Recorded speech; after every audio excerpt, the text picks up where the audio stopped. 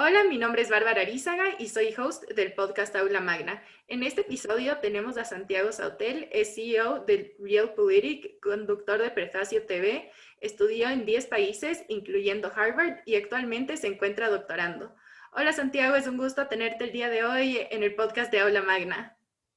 ¿Cómo andas? Un gusto para mí. Para comenzar, quería que nos cuentes un poco de ti y tu experiencia estudiando en 10 países. No es algo que todo el mundo lo hace. Sí, en realidad muchos de esos cursos son cursos cortos, otros no. Por ejemplo, estudié consultoría política, un magíster en consultoría política en España, y después tuve la oportunidad, porque creo que indirectamente lo buscaba, de estar muy en contacto con embajadas, y eso me permitió viajar bastante. De hecho, cuando viajé a estudiar a Estados Unidos, viajé becado por el Departamento de Estado. Cuando viajé a Turquía también, en un viaje que fue espectacular, fue becado por la oficina del primer ministro. Después tuve la oportunidad de hacerlo a través de organizaciones no gubernamentales. Fui a Medio Oriente, no sé, bueno, fue como un poco a todos lados, ¿viste? Y, y para mí eso es central. Yo creo que eso hace falta mucho hoy en día. Por ahí la gente de mi generación no está tan acostumbrada a viajar tanto, pero la gente de generaciones más nuevas, por ahí lo ven de otra manera, y me parece que eso está bueno porque te abre la cabeza, que es un poco lo que nos hace falta, por lo menos acá en Argentina. Yo voy a tratar de hablar siempre de Argentina, porque es el país que conozco y además tiene una complejidad tremenda. Por eso, pero digo, en Argentina por lo menos abrir la cabeza hace mucha falta. Así que cuando uno viaja, viste, bueno, vos me contabas un poco de tus experiencias. Cuando uno viaja a otros países, se da cuenta que lo que uno toma como norma o como normalidad no lo es tanto, ¿no? Sí, Así que nada, siempre es muy bueno viajar, ya sea a modo de vacaciones, para aprender, para estudiar o para lo que sea, siempre es una buena excusa. sí, realmente que a uno le abre la mente viajar. Ahora que topaste un poco Argentina y también política, quería saber cuál es tu opinión sobre el gobierno actual de Argentina. Como para empezar. No, yo creo que estamos ante. Yo creo que hay una situación, por un lado, que tiene que ver con la política en general de Argentina, que viene de un desgaste muy grande, probablemente también a causa de los últimos gobiernos referenciados en esto, o sea, en el kirchnerismo en general. Eh, pero hablando de este gobierno en particular, yo veo un gobierno perdido que tiene muchos frentes internos, que funciona a modo de coalición y que tiene dentro suyo tantos poderes que participan, que terminan no teniendo ninguna dirección. Bueno, imagínate que en un momento tan delicado como el que estamos viviendo, donde tenemos, entiendo, la peor pandemia que nos ha tocado vivir en la historia de la humanidad, bueno, es todo un tema no saber para dónde vas. Bueno, una cosa, yo trabajo con medios de comunicación, entonces todos los días mi trabajo es seguir la realidad, que por ahí no es lo que le toca al tipo de a pie que va, no sé, que trabaja en un comercio. Y cuando uno está más sobre estas cuestiones políticas, las incongruencias quedan mucho más a la vista. Hoy, por ejemplo, sin ir más lejos, tenemos el debate de la Copa América. Ayer el gobierno decía orgulloso que la Copa América no se iba a realizar en Argentina. Y sin embargo, la semana pasada fue Alberto Fernández el que propuso hacer la Copa América en Argentina. Ahí hay un despiole, ya no hay parámetros de nada en este país. Es muy peligroso eso, me parece. Sí, definitivamente.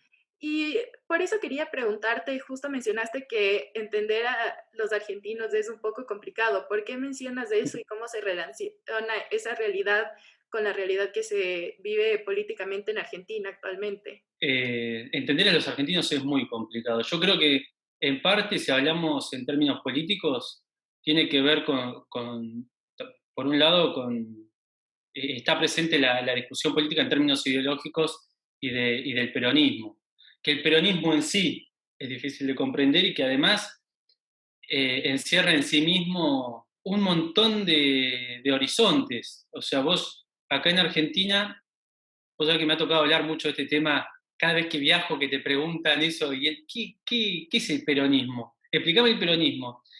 Y yo lo que planteo es, perdón, y hago esta aclaración porque, bueno, ya lo decía el general Juan Domingo Perón, decía que argentinos somos todos, perdón, que peronistas somos todos en Argentina. Entonces, por eso me parece interesante analizarlo, porque hay como una cuestión de idiosincrasia del peronismo, que incluso me parece que llega a trascender a las ideologías. Y yo lo que creo con respecto al peronismo en particular es que una de las características principales es su denominación, que te indica automáticamente que está haciendo referencia a una persona, es decir, peronismo, Perón, ¿no? ¿Y qué pasa? Uno a lo largo de su vida tiene distintas opiniones sobre distintos temas a medida que incluso va madurando, va viviendo experiencias. Entonces, no es la misma la postura que uno tenía, vamos a decir cualquier tema, sobre el aborto a los 20, que quizás la que tiene a los 40, por dar un ejemplo. Y en el peronismo le pasa algo parecido. Entonces, vos tenés un peronismo que estaba codo a codo con la iglesia, y tenés un peronismo peleado con la iglesia, por citar alguna posición que tiene que ver también con la posición misma del peronismo. Lo que hace esos cambios de dirección de Perón, que impactan directamente sobre la ideología o la forma de ser de un peronista, es que el peronismo es casi cualquier cosa que uno quiere que sea. Hace poco yo hablaba con el autor de un libro que hablaba del natalicio de Evita, quien fuera pareja de Perón. Porque está en debate si ella nació en Los Toldos o, bueno, no importa, ¿no? Hizo una investigación sobre eso. Y él me contaba un poco como extrañado. Me acuerdo de esto porque el otro día lo escribió en Facebook. Me contaba como extrañado esto del pañuelo verde con Evita. Evita era ultracatólica. Entonces, yo en ese momento le dije justamente lo que te estoy diciendo a vos. El peronismo es lo que uno quiere que sea. O sea, vos querés ser revolucionario, podés ser peronista. Vos querés ser conservador, podés ser peronista. Vos querés ser militar, podés ser peronista. Vos querés ser progresista, podés ser peronista. Bueno, entonces, probablemente si no entendés qué es el peronismo, estás en lo correcto. Y por eso quería preguntarte, ¿cómo se relaciona el kirchnerismo con el peronismo? Bueno, ahí hay muchas discusiones. Primero, el primer kirchnerismo, el kirchnerismo de Néstor y de Cristina, renegó siempre del peronismo. De hecho, me animaría a decir que hasta intentó reemplazarlo. Hay un libro muy interesante de Silvia Mercado, que es Yo inventé el peronismo, que rescata la figura de Raúl Apol, que es una figura que en el peronismo no es muy conocida, pero que se interpreta como el creador del peronismo. Digo esto porque a mí me abrió mucho la cabeza para entender lo que estaba haciendo el kirchnerismo en su época, para imitar de alguna manera lo que había hecho Perón. Por otro lado, te aclaro que para mí lo intentó reemplazar el peronismo, porque ellos renegaban del Partido Justicialista, y bueno, ahora acuden a él cuando lo necesitan, digamos, pero siempre renegaron del Partido Justicialista. Incluso hay un audio que dice Cristina que la marchita se la metan en el... Así que, digamos, no es noticia eso tampoco. Pero bueno, lo que planteaba Silvia Mercado en esta investigación que hizo, que estaba muy buena, son algunas variables sobre las que se enfocaba el peronismo para tratar de crear lo que finalmente crearon, que es una doctrina muy dura, que incluso perdura los años, y que yo honestamente creo que tenemos mucho tiempo hasta que esto en algún momento se disipe, digamos. Pero bueno, básicamente lo que se veía en ese libro era primero la importancia de los medios de comunicación, de acallar las voces que eran contrarias. Perón llegó hasta cerrar un diario porque era crítico. Perón fomentó la apertura de otros diarios, que incluso lo ayudaron en el ascenso de su carrera, como por ejemplo El Laborista. Y también, que es otra de las cosas que vemos en el kirchnerismo, se acercaba mucho a las figuras del espectáculo, y que es un poco una especie de estrategia de marketing, ¿viste? Que si a vos te gusta Leonardo DiCaprio y yo te pongo un detergente al lado de Leonardo DiCaprio, por lo menos el marketing dice que a vos vas a querer comprar ese detergente. Bueno, lo que hacía era básicamente lo mismo, había mucha alianza con el sector del espectáculo y le sacaban todo el rédito posible, obviamente a través de prebendas si se quiere, o trabajo. Y era interesante ver cómo en aquella época se daba algo parecido ahora, pero con otro elemento que era la cita de las películas, que tenían que importarse directamente de Estados Unidos. Entonces, bueno, si vos no tenías el material para grabar las películas, no tenías película, pero bueno, siempre hay un intento de apostar fuerte a la mediatización y de tener un núcleo duro, medios que defiendan una postura oficial y combatir a los medios que no piensan como uno. Y bueno, y así fue que Perón, aunque muchos no lo recuerden, encarceló a mucha gente por pensar distinto, pero esto está comprobado, digamos, no es un secreto mío, y que durante la tercera, lo poco que pudo gobernar de la tercera presidencia, que fue tremenda, se inició una persecución contra los sectores más peligrosos, más armados, más extremistas, bueno, como uno quiera llamar, no quiero herir susceptibilidades. Pero lo que termina pasando en Argentina es que los hijos de este sector, que después terminarían conduciendo la guerra contra la dictadura militar, muchos de esos hoy están en el poder. Pero a la vez pasa que Perón los terminó combatiendo a esos mismos sectores. Entonces ahí hay como una incongruencia grande, retomando la pregunta anterior, ¿no? Pero bueno, sin dudas hay un intento de imitar una doctrina única que tiene más que ver con otra época, con el fascismo, con la figura del líder, que te viene a solucionar la vida. En fin, es algo que está muy arraigado en la cultura argentina. Bueno, por eso todavía Cristina tiene un apoyo tan grande y que finalmente es el que termina inclinando la balanza, por más que hay un 70% de la población que no la quiere, hay 30% que la cree la salvadora. No sé, honestamente a esta altura ya no sé mucho por qué, pero bueno, sucede. Para entender un poco por qué hay ese 70% de personas que están en contra, ¿podrías contarnos un poco de tus críticas más fuertes en contra del kirchnerismo? Muchas de las críticas que yo hago contra el kirchnerismo tienen que ver con la política en general. Es decir, que para mí muchas se las podríamos achacar al macrismo, o incluso al menemismo, o al del arroísmo. Viste que nosotros acá usamos el nombre, no sé si ustedes hacen lo mismo, pero nosotros no decimos los colorados. Tomamos a la persona como parte de la ideología, una cosa medio rara. Hacemos lo Yo mismo. creo que hacen lo mismo, bueno, por ahí es una cuestión más latina. Yo creo que el eje de todo lo que está pasando en Argentina tiene que ver, en primer lugar, con la falta de justicia, porque si vos no tenés justicia en el ámbito político principalmente, que es el que está a la luz de todo, nada, obviamente la gente entiende que no hay límites legales al momento de actuar. Eso me parece de lo más grave que está pasando en Argentina y me parece que sería una de las primeras cosas a atacar. Contrariamente, lo que hace el gobierno es pautar una reforma de la justicia para que todavía sea más consecuente consigo misma. Así que estamos yendo todavía para el otro lado. No paró, ese manoseo de la justicia no paró para nada.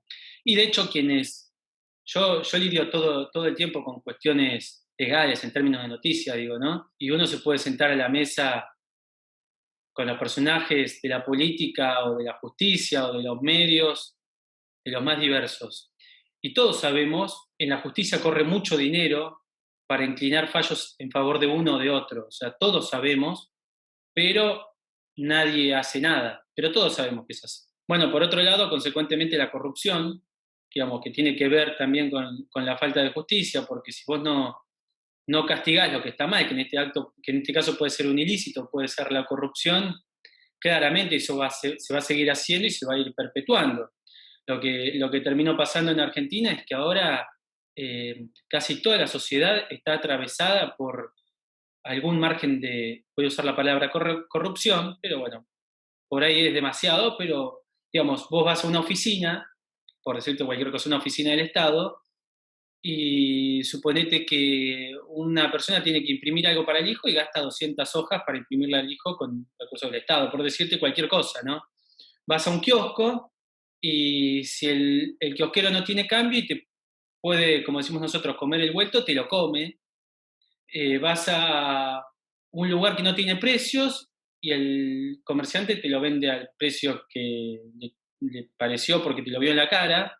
Bueno, digamos, todo eso que yo estoy llamando corrupción ahora, que también puede ser, nosotros lo llamamos más viveza criolla, Nosotros pero decimos exactamente lo mismo. bueno, pero no deja de ser corrupción, digamos, ¿no? O sea, pasa que son pequeños robos y paradójicamente, en Argentina es más probable que vos te robes una gallina y vayas preso a que, por ejemplo, como le pasó a Vudú, que se quiso quedar con la máquina de imprimir billetes y ahora está libre y parece que hasta puede participar de un plan hipotecario para tener su propia casa. Una cosa desopilante de un expresidente, vicepresidente, que incluso está jubilado como vicepresidente y debe estar cobrando alrededor de 300, 400 mil pesos al mes, un número absurdo para un jubilado que por ahí está cobrando 20 mil pesos más, es decir, está cobrando 20 veces más. Bueno, después, por otro lado, yo tengo varias, no quiero alargarme mucho, así que lo voy a tratar de resumir. Yo creo que otro de los grandes temas es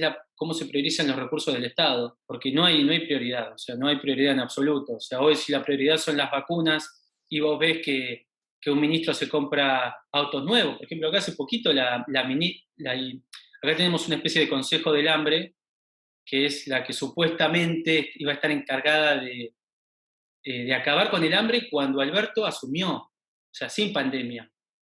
El hambre que dejó Macri. Y imagínate ahora, realmente hay hambre, ahora el hambre se debe haber duplicado o triplicado. Bueno, el otro día trascendió, que casualmente lo difundimos nosotros, que con esa plata que estaba destinada a saciar el hambre de los argentinos, se compró un auto 0 kilómetros para andar ella. Bueno, por darte un ejemplo, ¿no? Otra de las grandes cosas que para mí habría que cambiar y que tristemente debo decir que Macri la cambió, porque yo realmente no tengo nada que ver con Macri, pero Macri la cambió, es la del nepotismo. En Argentina todo es heredado.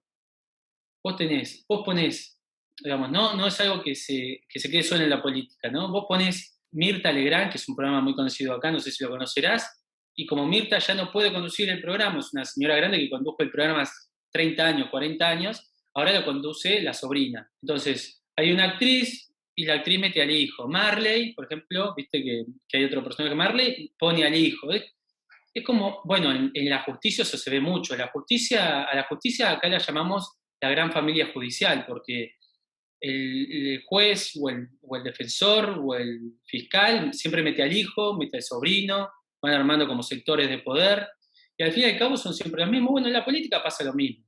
Sí. Y Macri había sacado una ley prohibiendo esto. ¿Y por qué me parece trascendental esto? Porque aquella teoría de la circulación de las élites en Argentina no se da. Es decir, que en Argentina nos gobiernan los mismos desde siempre, desde que yo tengo memoria. Son los mismos tipos que están en la pantalla prometiéndonos cosas distintas o parecidas a las que prometían antes. Cuando fueron gobierno, fueron oposición. Y por citarte un solo caso, Patricia Bullrich. Patricia Bullrich perteneció a esa juventud guerrillera pro-peronista que casi que terminó poniéndose del lado enfrente a Perón y cuyos descendientes hoy nos gobiernan. Pero Patricia Bullrich está en la vereda de enfrente. Ricardo Alfonsín, hijo de Raúl Alfonsín, el expresidente que nos gobernó al regreso una vez que la democracia se reincorporó a nuestro país, bueno, también está ahí merodeando y va de cargo en cargo, digamos, pero son más o menos siempre los mismos los que gobiernan. Entonces, claro, y lo decía antes, ¿no? Si la definición de locura es repetir un comportamiento y esperar un resultado distinto. Si a vos te gobiernan siempre los mismos, es poco probable que tengas un resultado distinto. Por otro lado, yo, bueno, que me dedico al sector público, lo que veo es que hay un sistema impositivo y un sistema incluso desde el punto de vista de las leyes laborales que es absurdo. Vos pensás que nosotros, o sea, una empresa promedio en Argentina paga unos 37% de ganancias, paga un 21% de ingresos brutos, otro tanto de IVA, otro tanto, un 2 o 3% de ingresos brutos, es decir, un 60% de tus ingresos son del Estado, sin haber siquiera empezado. Pero lo más grave es que cuando con ese 40 que me queda a mí yo voy al supermercado, sigo pagando un 21% de IVA sobre cada producto, etcétera, etcétera, etcétera. Eso me parece terrible, porque en Argentina casi se podría decir que está como estigmatizado tener una empresa, ser emprendedor y generar riqueza. ¿Qué no está estigmatizado en Argentina? Ser empleado público, vivir del Estado, tener un buen sueldo y ser funcionario. Vos imagínate, te doy un número para que tengas una somera idea de cómo son las cosas acá. Un funcionario promedio en Argentina puede estar ganando 150.000 pesos por mes, 200.000 pesos por mes. Un señor que se pone un kiosco y que trabaja todo el mes y apuesta al país y muchas veces pierde y le va mal y tiene dolores de cabeza y por ahí es el quinto negocio que inició en su vida porque el resto, los 4 restantes ya lo fundieron. Un tipo así con un kiosco en un lugar no muy poblado, o sea, no el centro de la urbe, debe estar sacando de ganancia 30.000 pesos, con suerte, 20.000 pesos. Wow. Entonces vos fijate la diferencia, claro. En Argentina, ¿por qué todos quieren hacer política? Porque es el mejor curro que hay. Sí, No tenés que mantener empleados. En el caso de los jueces no pagan ganancias, 37%. Tenés sueldos que pueden ir hasta el 1.000.000 de pesos y no tenés riesgo de ningún tipo. Y si el país y si el país explota, como ha pasado muchas veces en Argentina, vos seguís conservando no solamente seguís conservando tu sueldo y tu lugar, sino que gracias a los sindicatos, muchas veces entongados, la inmensa mayoría con el poder, hay como una actualización automática permanente, sobre todo si sos consecuente con el poder de turno, para que vos nunca tengas una crisis financiera en tu vida. Entonces, ¿cómo le vas a pedir a un argentino que no quiera meterse en política o que incluso no quiera meter a su hijo en política? claro. Bueno, es naturalmente. Y bueno, después hablábamos de los otros 2 temas que para mí son cruciales, que uno ya lo hablábamos, que es el lavado de cabeza, digamos, es convencer a un montón de gente crédula que probablemente tenga las mejores intenciones, pero que en la práctica vos te das cuenta que no resultan, que esto que estamos viviendo es la panacea para un mundo mejor. Y esto se logra, obviamente, a través de la división de la sociedad, haciéndonos creer que unos son buenos y otros son malos. Y Argentina, prácticamente desde épocas fundacionales, siempre fue así. O sea, hay unos que son buenos para algunos buenos, para otros son malos, depende en qué bando estés. Y así nos pasamos la vida los argentinos, peleando entre nosotros, destruyendo un país que es riquísimo, y lo que nos queda se lo lleva la política.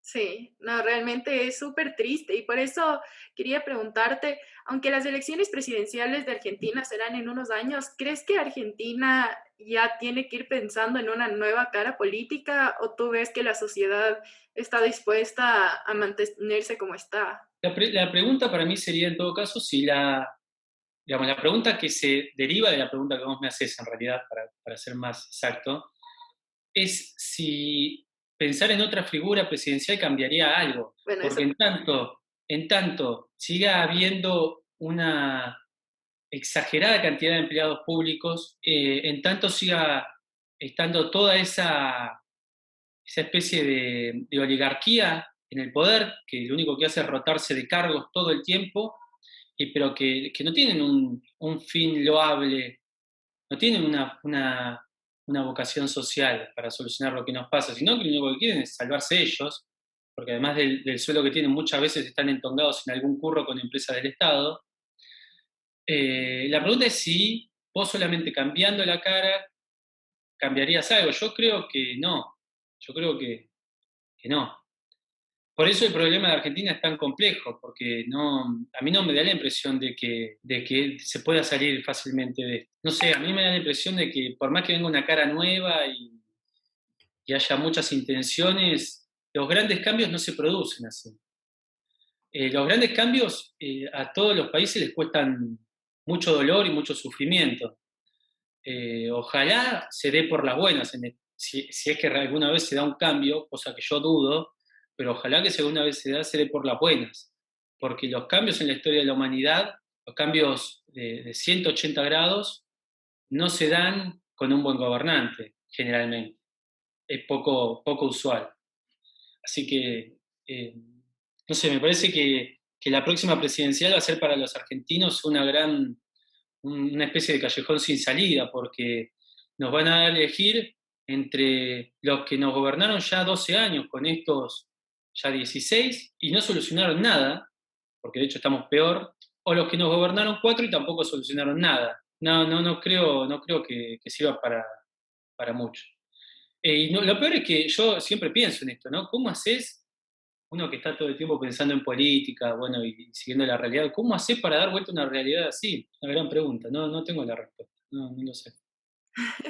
Sé que eres muy crítico en la forma que está estructurado el sistema democrático en general. ¿Cómo se podría cambiarlo, en específico al sistema democrático de Argentina, para que no, no esté sucediendo lo que está sucediendo ahorita? Primero te aclaro que nosotros los argentinos creemos mucho en la democracia porque nos costó mucho la democracia. Así que hablamos de tipos de democracia y no democracia sí, democracia no. Para sacar eso de lado, porque ya si no, como en Argentina siempre hay uno que piensa totalmente distinto a vos, va a salir uno a decirme que yo estoy a favor de otra cosa de la que no estoy. Yo cuando hablo de ser crítico del sistema democrático, hablo de 2 o 3 cuestiones principalmente. Desde hace 50 años a esta parte, Argentina se empobreció brutalmente. De hecho, a fines del siglo XIX, Argentina era el país per cápita más rico del mundo. Y hoy imagínate que te estoy diciendo que un sueldo promedio probablemente sean $200, para que tengas una idea. Y una jubilación menor todavía, pero mirá hasta dónde estamos. Entonces, bueno, por un lado, soy crítico de la democracia porque si desde aquella época a esta parte que tuvimos ya, son casi 30 años de democracia, las cosas empeoraron notoriamente, algo no se está haciendo bien, digamos. Porque todos sabemos que la democracia es el mejor sistema político que tenemos. Entonces, si vos estás adoptando el mejor sistema político y no te está yendo bien, bueno, algo está pasando, porque hay países que lo instrumentan y le va bárbaro. Hay muchos otros que también les va muy mal, pero digamos, hablando del caso nuestro puntual, las cosas no están bien. Pero puntualmente, a mí lo que me preocupa, yo estuve en política brevemente, salí espantado, y lo que veía en Argentina, se le hace mucho daño a la gente que menos tiene en la política.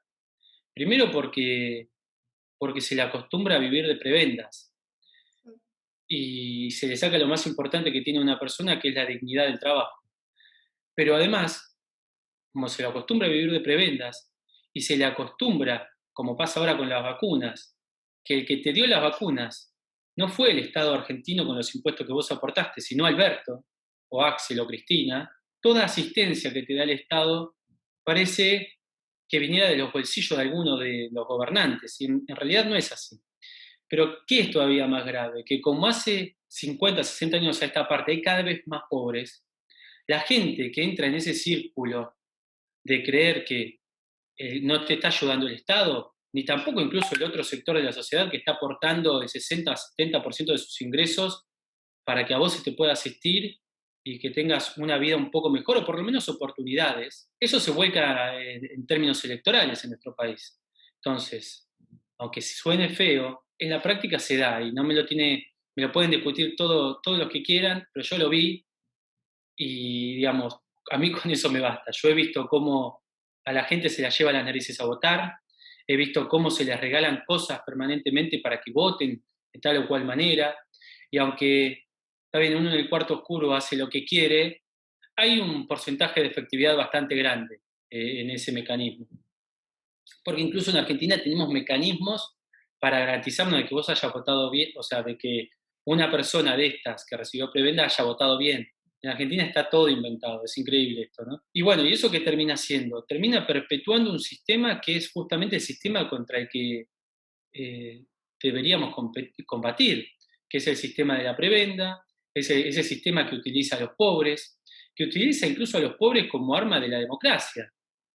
Porque, decime una cosa, ¿qué valor tiene el voto de un tipo que no tiene recursos y que fue a votar por tal o cual persona porque le regalaron una heladera?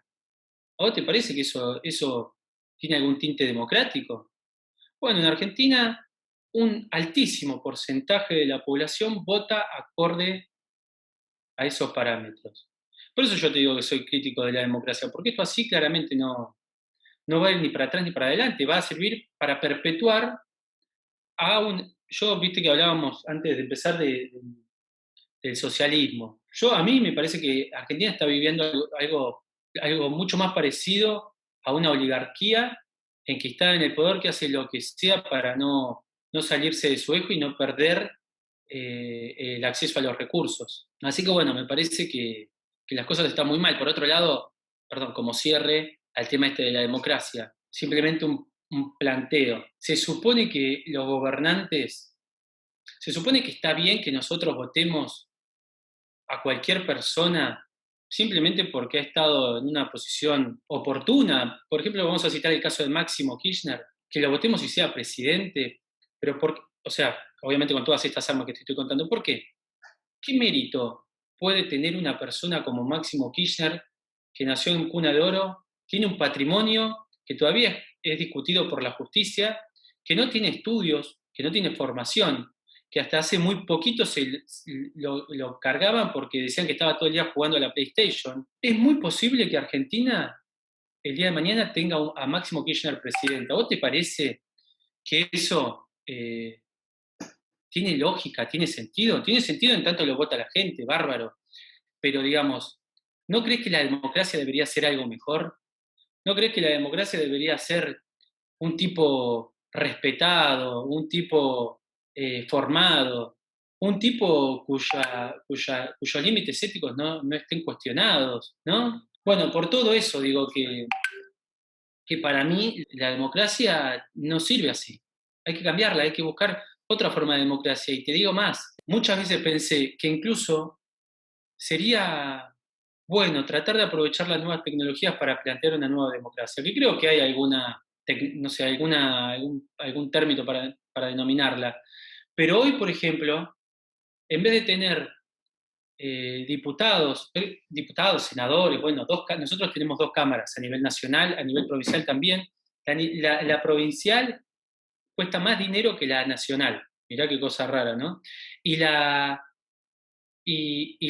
legislatura nacional es muchas veces más costosa que la realeza de Inglaterra y lo que se te ocurre, incluso cotejando los números en pesos, el peso argentino.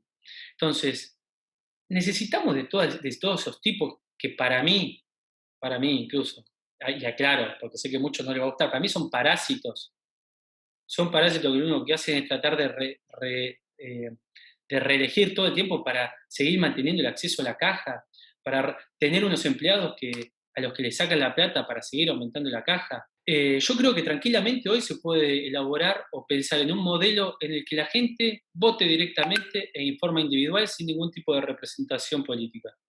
Y creo que sería muy simple hacerlo. Pero ¿sabe qué falta? Voluntad. Y la voluntad, ¿quién la tiene? El número uno. Pero, como dijimos anteriormente, obviamente influenciado por toda una casta política que no quiere perder su acceso al poder.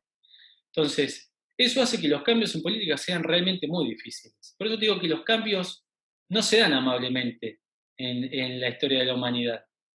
Sí, así es. Y por eso, como pregunta de cierre, quería preguntarte, ¿crees que gran parte de estos problemas se evitarían si es que limitaríamos el tamaño del Estado? Bueno, los gastos del Estado tienen que ver en parte con eso, ¿no? Yo creo que se ahorrarían muchos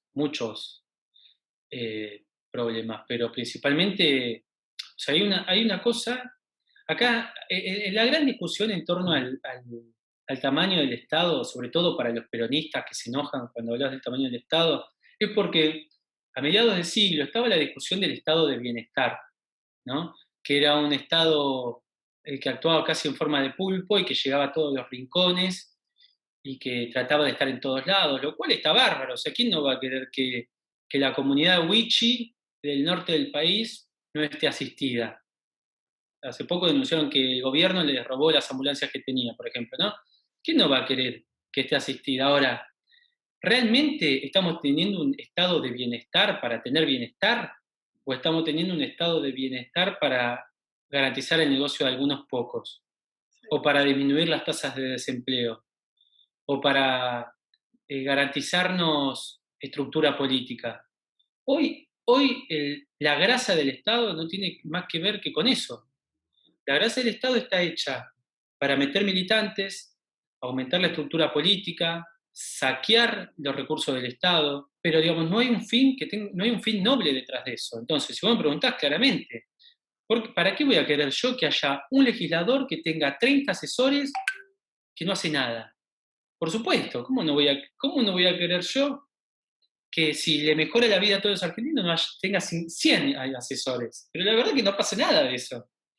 Los asesores se usan para hacer caja política, para hacer donaciones al partido, para blanquear guita, para cualquier cosa menos para llevarle bienestar a los argentinos.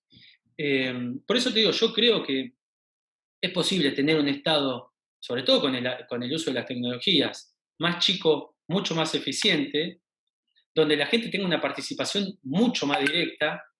Yo creo que la figura del legislador es importante porque el legislador es, de alguna medida, el que entiende de leyes, sabes cómo plasmarlas, cómo elaborarlas, algunos, hay otros que no han presentado un proyecto a lo largo de su gestión, pero digo, me refiero a los que por lo menos saben tienen formación jurídica.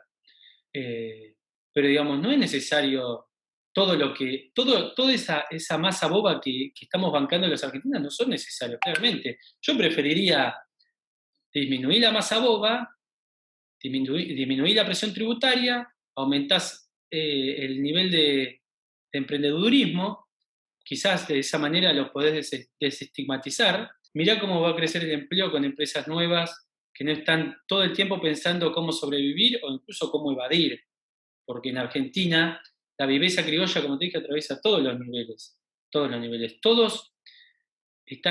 En Argentina todos están buscando la forma de salvarse. Por eso es que vos ves que cualquiera hace cualquier cosa. Mira, yo el otro día tengo un conocido, no voy a decir amigo, porque es conocido, me llevo bien, pero es conocido. Es un tipo joven, y hace un par de meses me enteré que se dio la vacuna. Me dice, yo ya me di la vacuna. Le digo, ¿cómo te diste la vacuna? Si no te corresponde. Puse que estaba enfermo y me la dieron. Y el otro día, yo dije, qué mal. Dije, ¿no? ¿Viste? El otro día, hablando con él, digo, ¿por qué hiciste eso? Le digo. Y me dice, si este país funciona así. Y la verdad, yo dije, fue la respuesta más sensata que me dio, porque es verdad. Vos fijate que todavía hay médicos, personal esencial, viejos, bueno, gente de la tercera edad, o gente con enfermedades muy graves que están esperando la vacunación. Y la vacunación se la pusieron buena parte los políticos. Y buena otra parte se la siguen dando a los militantes. eh, Eso es súper documentable. El tema es que es muy difícil de ponerlo en la magnitud en la que realmente se da, porque hay tantos casos que es imposible retratarlos, algo que tengas un acceso directo a la base y hagas un trabajo de uno por uno, cosa que muy probablemente nunca se haga, digamos. Pero vos fijate la rudeza o lo dañina que puede ser esa viveza, ¿no? Sí, realmente que sí. Y bueno, lamentablemente se nos acaba el tiempo, pero ha sido un gusto tenerte este día de hoy en el podcast de Aula Magna. Y por favor, ¿nos podías decir las redes de Realpolitik para que te podamos seguir ahí? Bueno, dale, nosotros tenemos 3 plataformas, radio, tele y agencia. La más conocida nuestra es la agencia, Realpolitik OK, prácticamente en todas las plataformas estamos. La de la radio es Realpolitik FM y la de la tele es Realpolitik Tel, de televisión. Y bueno, y mis redes son Sautel también, prácticamente se repiten los nicknames en todas las redes sociales. Buenísimo, muchísimas gracias, Santiago. Muy agradecido, muy agradecido. No te olvides de suscribirte y seguirnos en redes sociales.